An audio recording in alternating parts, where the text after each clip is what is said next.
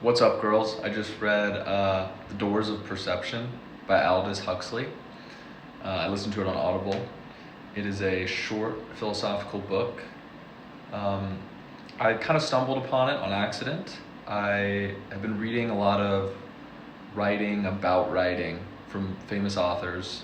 Um, Aldous Huxley, wrote Brave New World that most of us read in school. So, pretty famous author. That's all I've read by him.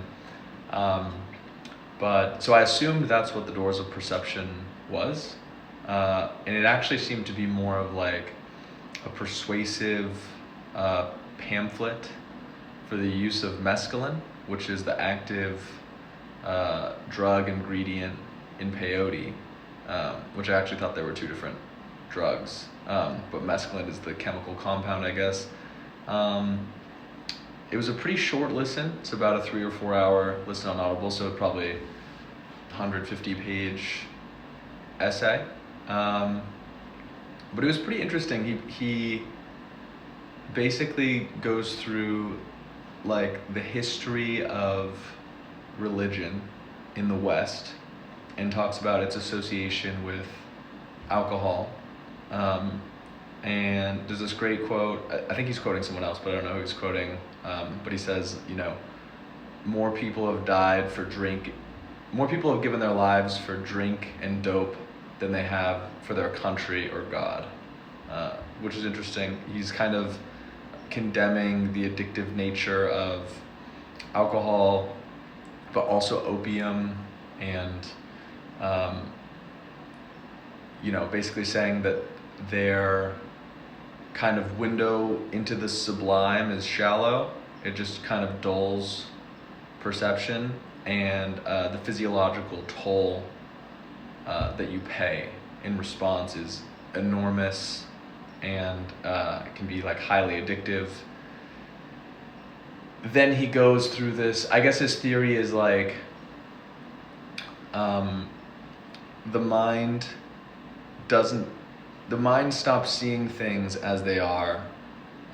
So for example, if you see a banana for the first time, you might be enamored with how the banana looks and maybe the beauty of it as an individual object.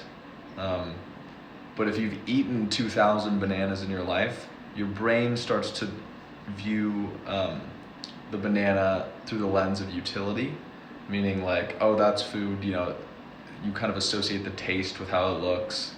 You don't really see it as it is. And so I guess Aldous Huxley used to take a lot of mescaline, which is funny. I've read another book called Elementary Particles by Michel Houellebecq, and he has this whole aside about Aldous Huxley and like the intellectual like hippie movement of the 70s, and I don't think he really bought it. I think he thought it was kind of predatory, which is interesting. But anyway, Huxley's theory is kind of that like psychedelic drugs strip away all of those utilitarian learned, I guess like biological impulses that your brain creates over time, that your brain becomes efficient at,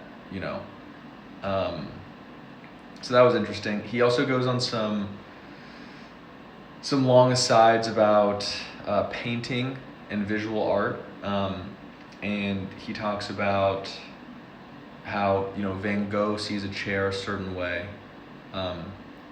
Van Gogh's perception of a chair has a certain aesthetic, and he compares other people's perception of the same chair, and how their lives over time, all these different reactions to what's happened to them causes them to have different beliefs, different viewpoints about like a chair. It's interesting reading this right after reading Faulkner. I guess they're both influenced by this French philosopher named Henri Bergson, who was really influential on modern literature. He was kind of the one who popularized the idea of the subjective nature of time. And his claim is kind of like, even though you can quantify time with mathematical units, in the abstract, the felt experience of time is very subjective. And I think that's kind of what Huxley is saying as well about perception, which is interesting. He then also goes on a long tangent about how, I guess he must be an atheist. He goes on a long tangent about how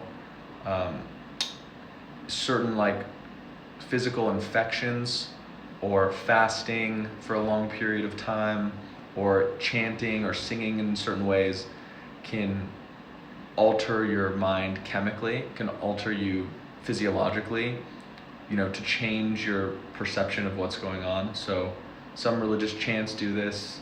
If you go out in the desert and fast for a long period of time, it's really going to change your perception from someone who hasn't been fasting.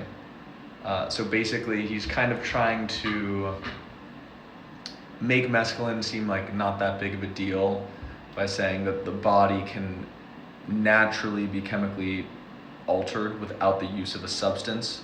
So what's the difference, why does it matter if you use a substance? The interesting thing that I kind of was thinking about in regard to real life was like, this was written, God, I want to say 70 years ago.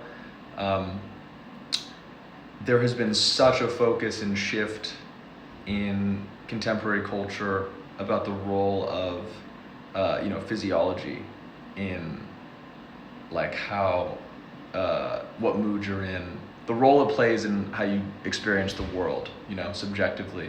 So, if you get a lot of sleep and you eat a lot of like good healthy food and you go to the gym and like meditate and do a mindfulness practice, you're probably going to feel pretty good, and the things that you deal with aren't going to seem as big of a deal, and you're going to have a better subjective experience. And so it seems to me that Huxley is kind of on that early, but from the perspective of psychedelic drugs. I just thought it was fascinating that he was kind of on the right track with the way the world was headed, this bodily control of subjective experience, which is interesting. And not to say, I think there is kind of a psychedelic drug movement as well, that like certain groups of people, whatever, probably follow his camp for mescaline or mushrooms or whatever. But yeah, just made me think of biohacking, which was funny. But yeah, Doors of Perception by Aldous Huxley. Check it out. Thanks for watching.